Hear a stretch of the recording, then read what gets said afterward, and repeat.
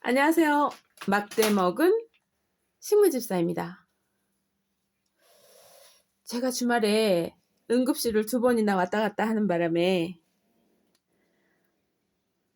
유튜브를 많이 찍지 못했는데요.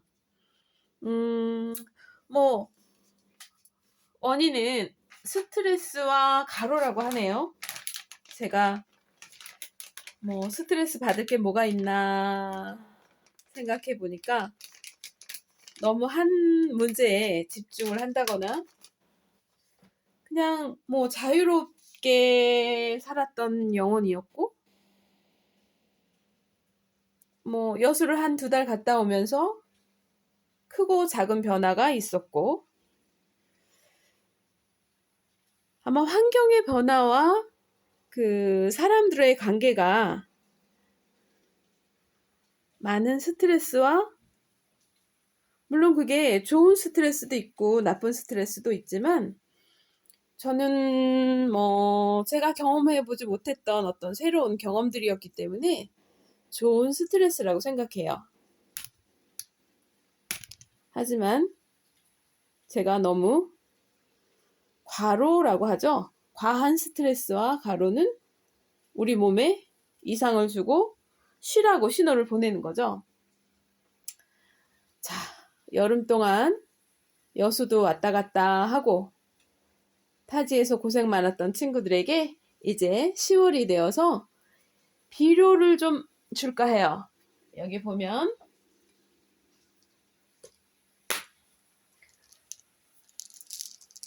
잎사랑이라는 친구인데요.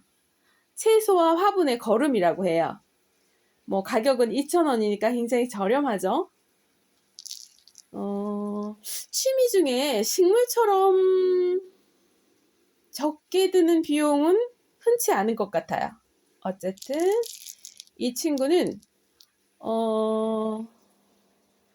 월 1, 2회 정도 사용한다고 하는데 식물의 생육에 필요한 각종 영양소가 이상적인 형태로 혼합되었고 뿌리의 건강한 발육을 촉진시키며 각종 양분의 흡수 작용과 이동을 증진시킨다고 했어요.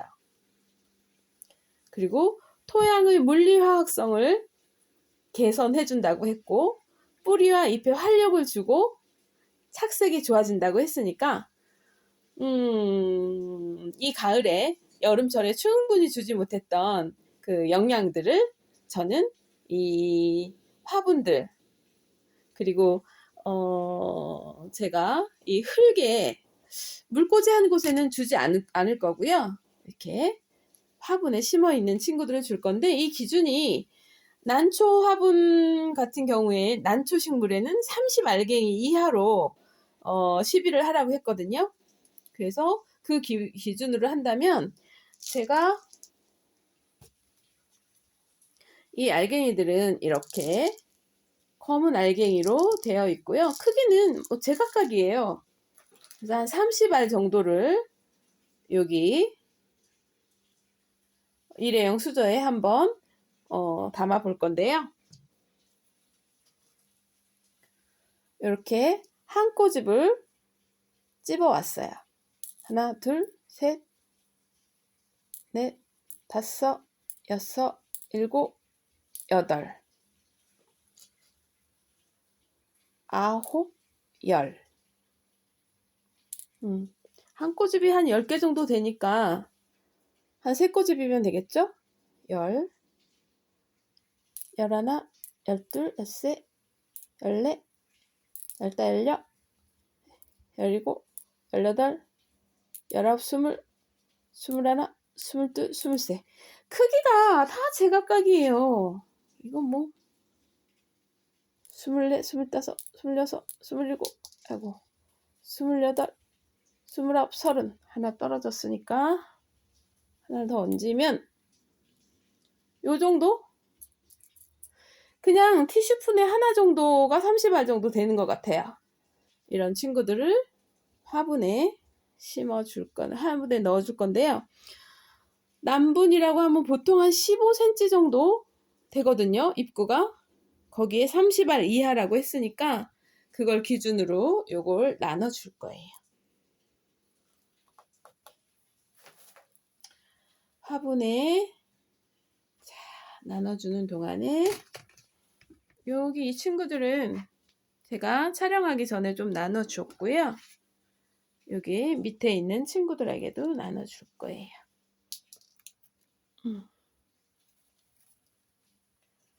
그냥 뭐 한 꼬집 정도 해서 7, 8개 정도, 이렇게 작은 데는 한 3알 정도 넣어주고요. 안에 알 수 없는 스파트 필름에게는 여러 개 좀 뿌려주고, 몽둥이 아단손이한테도 좀 주죠. 뭐 남분보다 크긴 한데 영양분이 과하면 절대 안 돼요. 뿌리나 열매가 상할 수 있어요. 타버리더라고. 그래서 아주 조금, 저는 주라는 양의 한 반 정도만 줄 거예요. 반 정도만 줄 거고,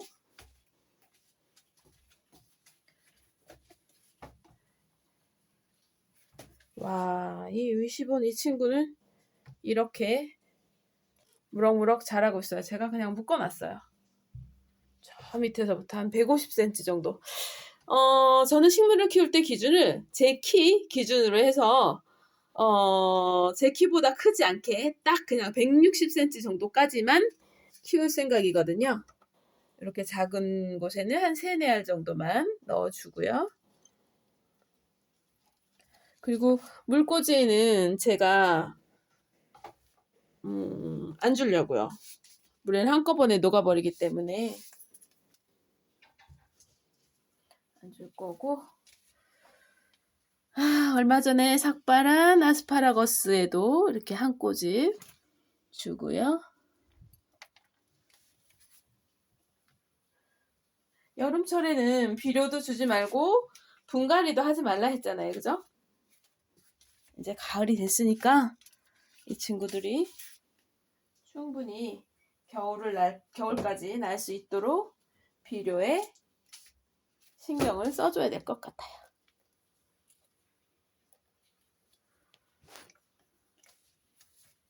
생각보다 적게 줘야 될 거고. 지금이 2022년 10월 3일 개천절 0시 58분, 곧 1시가 되겠네요. 대부분 잘 아시겠지만 개천절은 뭐 하늘이 열린 날이라고 하죠. 단군 신화에 대해서 알고 계시나요? 곰이랑 호랑이랑 뭐 동굴에 들어가서 사람이 되고자 기도했다는 이야기들도 있고 하는데, 제가 그 단군 신화 신연구라든지 단군이라든지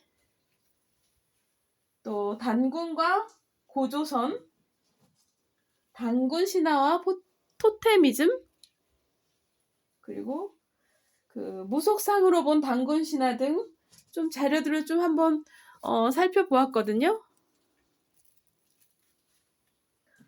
거기에서는 어떻게 이야기하냐면 기원전 2333년, 지금이 2022년이니까 그걸 더하면 4000년이 넘어가는 거죠. 4345년 정도 되거든요. 단군이 왕검선의 성에 도읍을 정하고 나라 이름을 조선이라고 짓고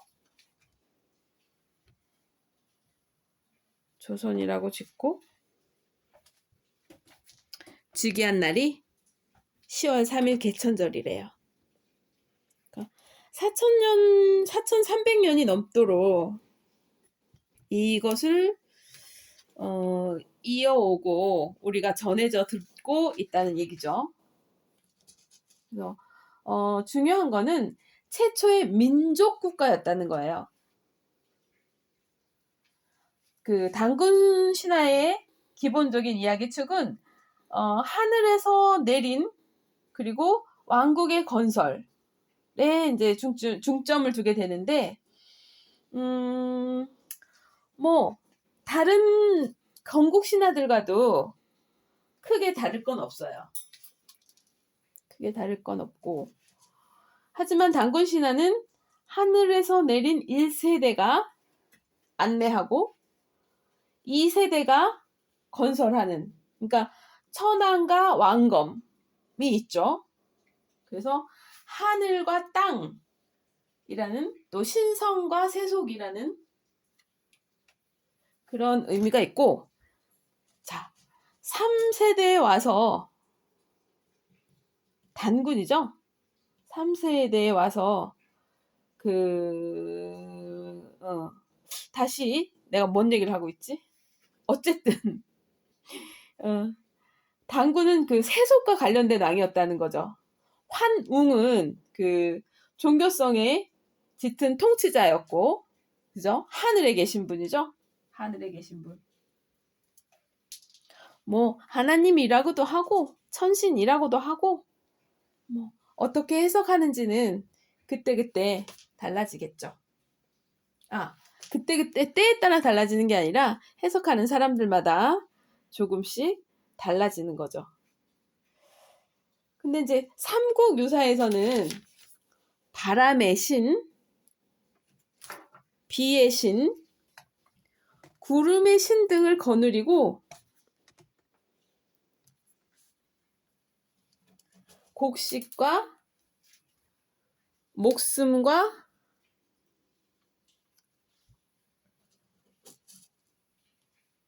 질병과 형벌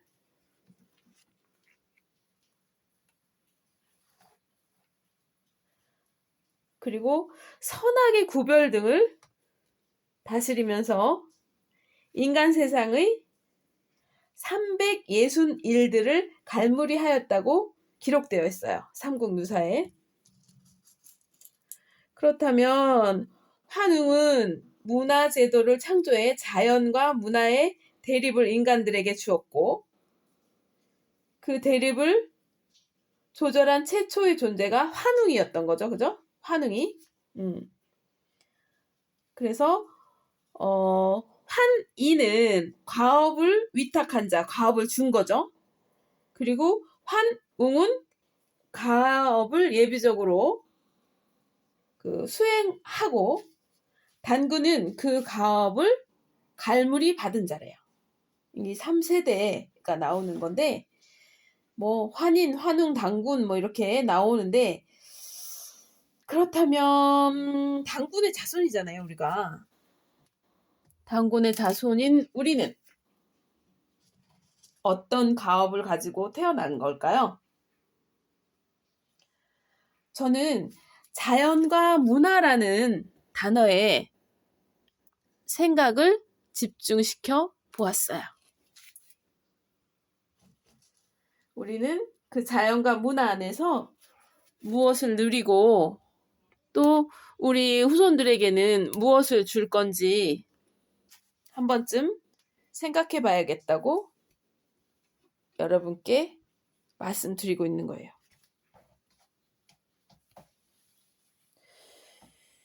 별 얘기가 아닌 것 같지만 이건 별 얘기 맞거든요. 제가 생각하는 자연과 문화 그리고 또 그거를 아름답게 승화시키는 예술이라는 게 있고요. 우리는 이렇게 식물을 다루는 사람들로서 자연에 좀 더 가깝게 다가가고 있고 이걸 또 혼자만 갖고 있는 게 아니라 여러 사람과 함께 나누면서 문화를 만드는 거죠. 그리고 그 문화를 아름답고 서로 공감하면서 어떤 말씀을 드려야 될까요? 공감하면서 예술을 만들어내는 거죠. 그리고 그 안에 희열을 느끼는 거죠. 우리에게 희노애락이 있는 게 뭐 불가분의 관계일 수도 있고, 지구상에 있는 이 희노애락 중에 우리가 어느 것을 선택하느냐에 따라서 그 비율이 많이 달라지고 있죠. 화초에 걸음 주면서 별 얘기를 다 하네요. 오늘이 단군 탄신일 4335년인가요? 어쨌든 기원전에 있었던 단군 신화 이야기를 입사랑 걸음을 주면서 여러분과 함께 얘기해봤어요. 막대먹은 식물집사는 그냥 제가 생활하고 있고, 또 제가 갖고 있는 어떤 식물들, 제가 갖고 있는 어떤 작은 재능, 그리고 제가 알고 있는 함께하는 사람들과 같이 희노애락을 하고 싶은 마음에서 유튜브를 시작했고요.